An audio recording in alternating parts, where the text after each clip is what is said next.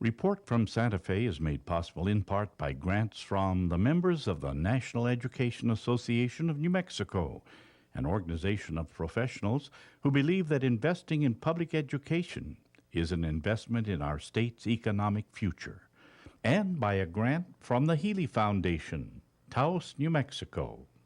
Hello, I'm Lorene Mills, and welcome to Report from Santa Fe. I'm delighted to introduce our very special guest today, Dr. Jane Goodall. Thank you for joining us. Thank you. I think everyone knows who you are, but you are a dame of the British Empire.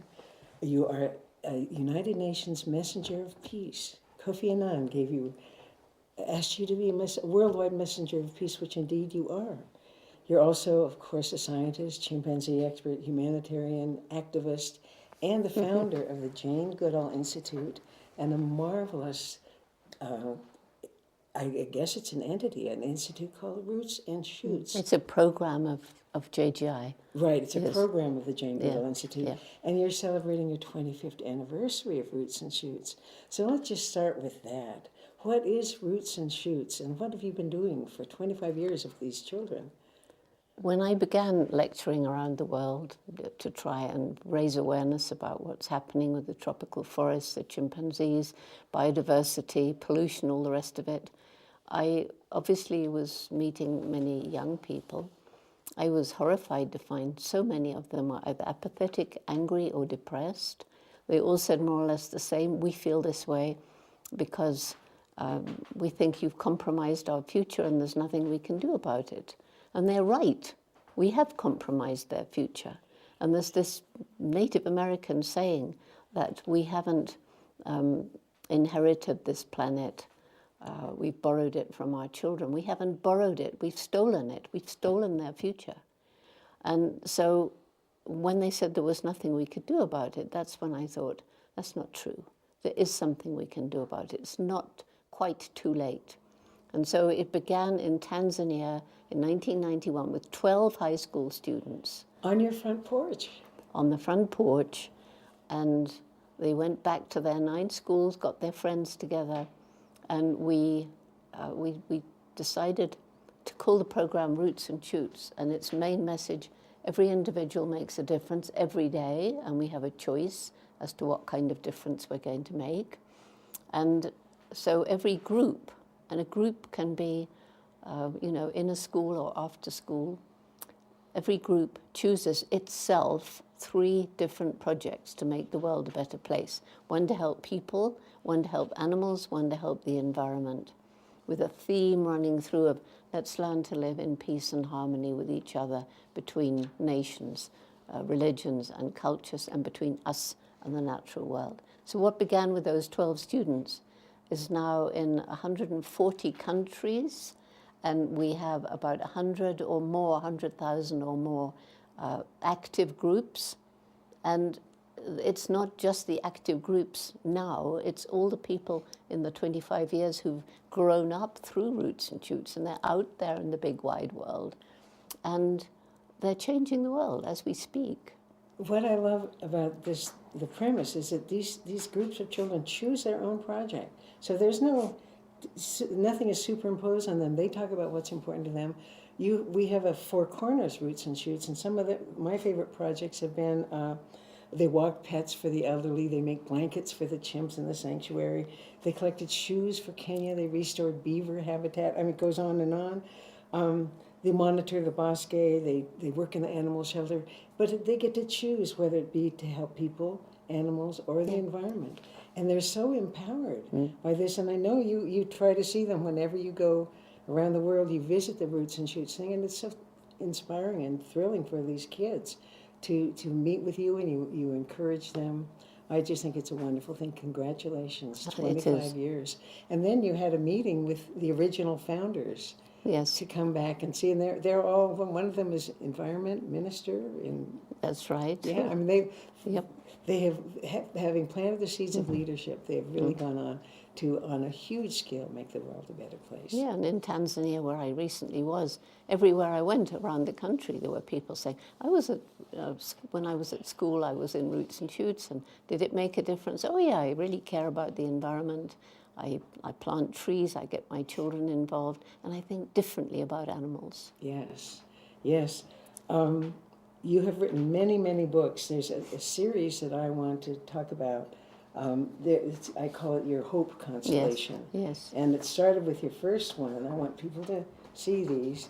This is Reason for Hope. Mm. Then there's Harvest of Hope. Oh, I love this one. Hope for Animals and Their World. These are such good reading.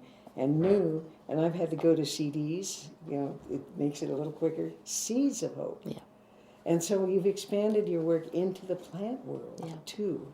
So what is, and then there are many other books, what are you hopeful about? I've got, 5 reasons for hope, really. And one is the youth. Because everywhere I go, I see what these young people are doing. They're changing the world, and they come through the program and they come out with a different philosophy. And they all understand, yes, we need money to live. It goes wrong when we live for money, unless we live for money to make the world a better place. And so, that's one, probably my main reason for hope. There's this brain. Think what we're actually doing with technology that would enable us to heal some of the scars we've inflicted. And yes, we can use our brain for evil and horrible things, but we have the potential. And I think one of the big problems that's gone wrong, here we are with the most highly developed intellect of any creatures ever walked on the planet, so how come we're destroying our only home?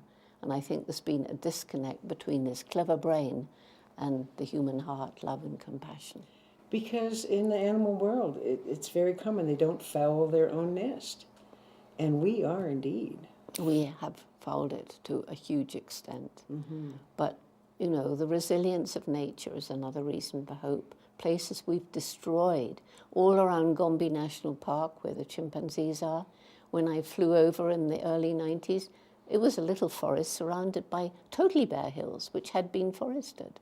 And we can't even try to protect the chimps while people are struggling to survive more than the land can support, too poor to buy food from elsewhere. That's why JGI started its program there. Take Care. Take Care, yes. And it's really started with 12 villages. Now it's in 52. And they are laying aside land for regeneration. So the chimps have 3 times more forest than they had before we began the program. The people are empowered. We especially work to empower women, keep girls in school, and animals on the brink of extinction, like this book, Hope for Animals and Their World. Every single chapter is about a group of animals that would not be in existence but for usually one person taking the lead and saying, no, I will not let this animal go, not on my watch. And so that was very inspiring to write. I met the most amazing people, which is another reason for hope, this indomitable human spirit. The people who tackle the impossible and won't give up. And it's people who do this sort of thing, protecting endangered species. Also people who cope with terrible physical disadvantages. And that's why I carry Mr. H around with me. Oh, he's very famous. Than the last time yes. I saw him. He's 25 years old. He was given to me by a man called Gary Horn, who went blind in the US Marines when he was 21, decided for some bizarre reason to be a magician, was told, Gary, you can't be a good magician if you're blind. He said, I can try. The kids don't know he's blind.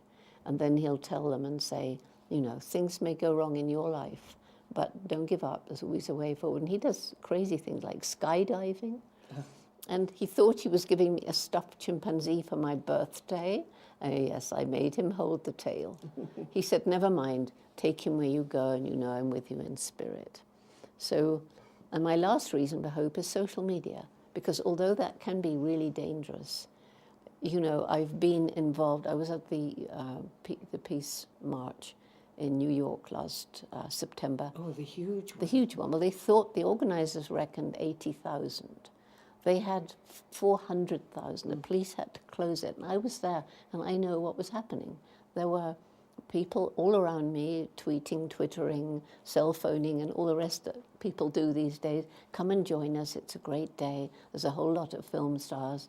Leonardo DiCaprio's here. And I even heard one say Jane Goodall's here. Yes. And so they all began coming. That happened in major cities all around the world.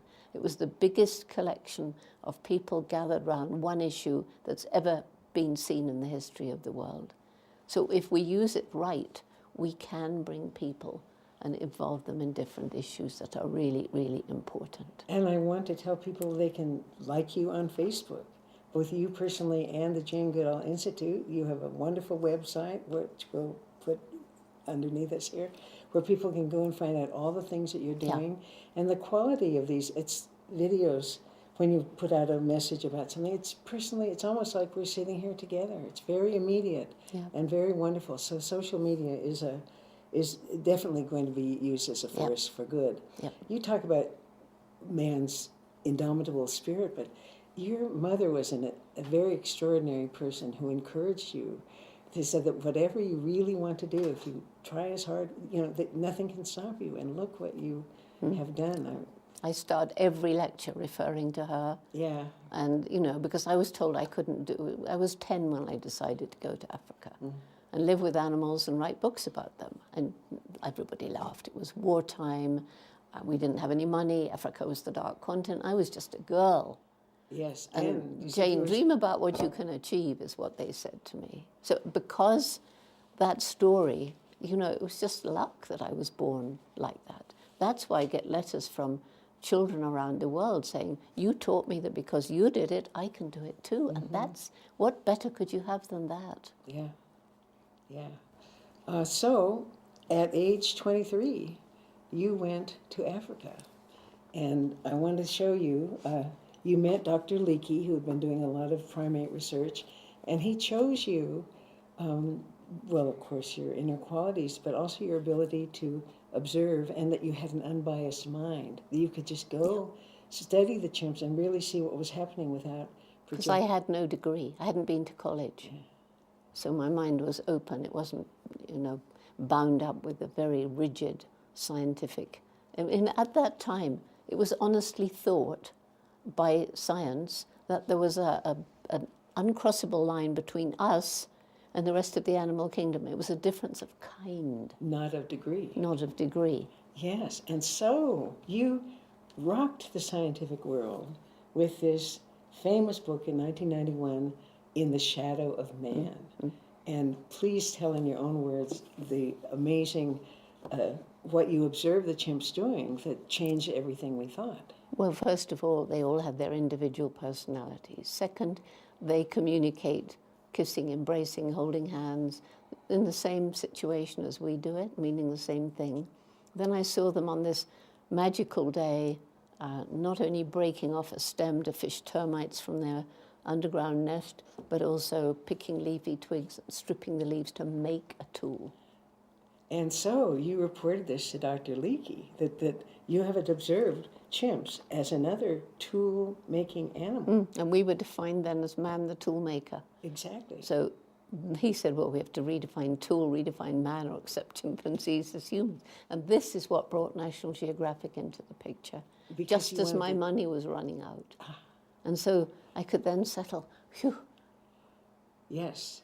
So people, it was just rocked them on their ears, and they went, and you set up a research in Gombe, and you worked for many, many years, until 1986, when there was an international conference. Well, you tell us about it. It was a conference which was put together really to celebrate the chimpanzees of Gombe, this big scientific book, although it's not written in a scientific jargon, because I vowed never to do that. And I had my degree by this time, of course, my PhD. And at that conference, there was a session on conservation, which was shocking. So from all the different study sites, there were about 8 by then in Africa, same picture, habitat destroyed, and chimpanzee numbers plummeting, and the beginning of the bushmeat trade. And I had to do something to help the chimps. There was a session on conditions in captive situations, secretly filmed footage of chimpanzees in medical research, our closest relatives who maybe spent 30 or 40 years in 5-foot by 5-foot cages, totally alone, bored, desperate, hopeless. You made a decision at that point to completely transform your life. And it wasn't I went as a scientist with a wonderful life, and I left as an activist. I'm not aware of making a decision. It just happened. It was something that had to be. And you said that you wanted all the things that chimps had done for you, that you wanted to help them now. To It's try your and turn pay to help something them. back, yes. But how has that affected your life? Because you went from the solitude of the beautiful forests in Gombe and the friendship, the love of these critters and your wonderful support staff to about as opposite a life as you could have. Yeah. People, lectures, hotels, on the go. Aeroplanes and all the rest of it. And so you say that you've been one place for more than 3 weeks Consecutively. in 30 years. Yeah, maybe once, I think, because I sprained both ankles, but apart from that. And you say you're able to do this, and I feel this so deeply from you, because you carry the peace of the forest within your heart. And I think you're able to transmit some of that peace. I've seen you address vast auditoriums, and the people who come in at the beginning are different than the people who leave. They are, they say so, and they cry a lot. Yeah. Yeah. A lot of people cry. So, in small, if you can tell us a little about what we can do. Pretend that this is a vast audience out here. It's a little easier for you. People always wonder, how can I make a difference? What can I possibly, what can one person do? Well, you empower not only the children in Roots and Shoots, but you empower the normal person to say, wait a minute. Yes, because most people, they want to help, but they feel helpless and hopeless. And so, this main message that I give to the youth is for everybody, that every day we live, we make a difference. If we think about the consequences of our small choices each day, they may seem tiny, but if millions of people are making ethical choices, what they buy, what they eat, what they wear, how they get from A to B, how they treat other people, how they treat animals, then you start moving towards the right kind of world. One thing is really important. I think just about, most rational people understand that climate change is something to do with our pollution, with our emission of fossil fuels, and so forth, but they're not really prepared to think about the consequences of the fact that all around the world more and more people are eating more and more meat. And this is cow. Cow was given to me by, just as a silly gift in Wisconsin, and I was going to give her away, and I thought, no, cow she can come around with me and work. So, to feed these millions of animals, just for a moment, forget the horrible cruelty, but in these factory farms, but to feed them, huge areas of forest being cut down to grow the grain. That means the CO2 from the forest and the soils is released into the atmosphere. The grain is transported for miles with fossil fuel, but in addition, food comes in here and gas comes out the other end, not just cows, but pigs and everything. Methane, the worst of all the greenhouse gases. That's right, that's what it is. And it's a very large proportion of methane is from the, particularly cattle, because they belch as well as, as well as the other end. And I think it's as much as 36% of the methane, contributing to greenhouse gases is because of industrial agriculture. Yeah, it's the cruelty is, the reason I stopped eating meat, I didn't know about all this back then, but I looked at this piece of meat on my plate after reading Peter Singer's book, Animal Liberation, about the intensive farms. I didn't know about them back at the end of the 60s. We didn't have them in the UK. It wasn't quite as bad then, I don't think. Not quite as bad, but it was still awful. Yeah.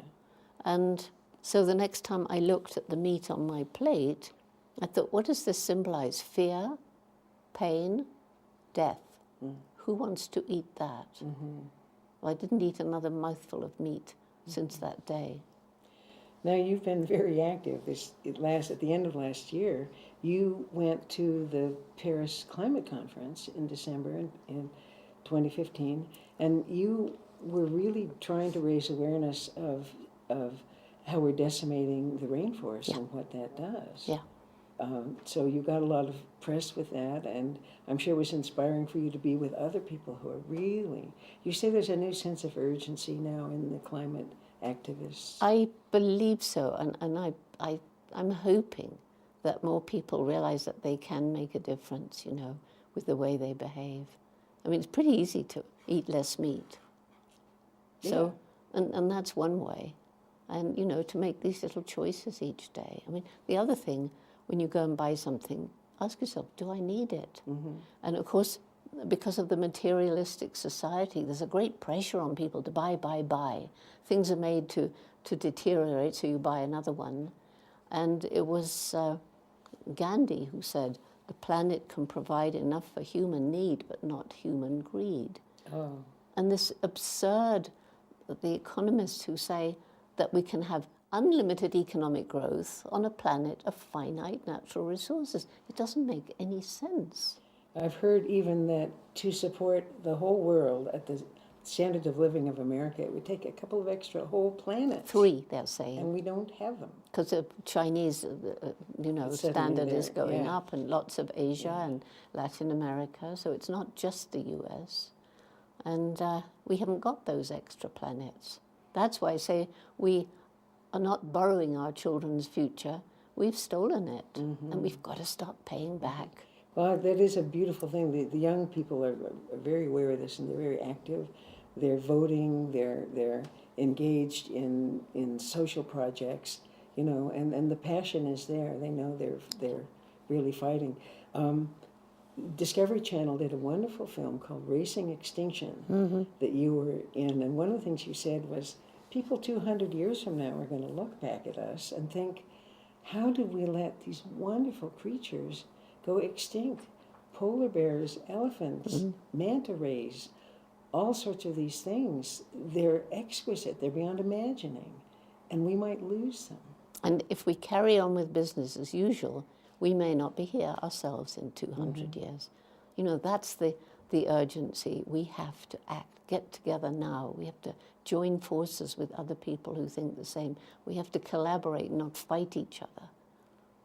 Well, that's why you're a messenger of peace. Yeah.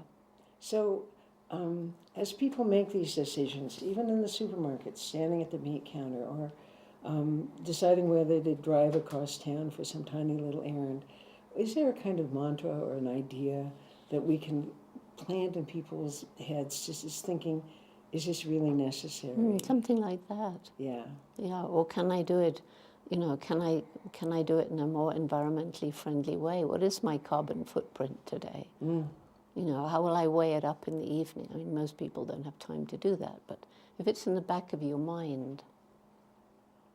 Yeah, well, the unexamined life is not worth living, so we need to pay a little more attention, mindfulness. Yes, we do. And I'm well aware that my flying everywhere, you know, that's not good. It's a heavy environmental impact to fly, but I have to fly. I don't have a magic carpet.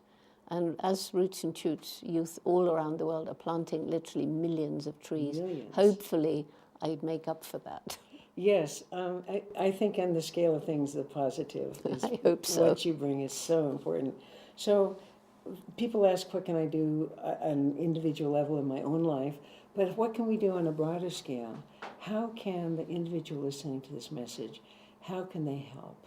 Well, first of all, I would love anybody who has anything to do with children, young people, to at least look into Roots and Shoots, because it's changing lives and it's changing the planet.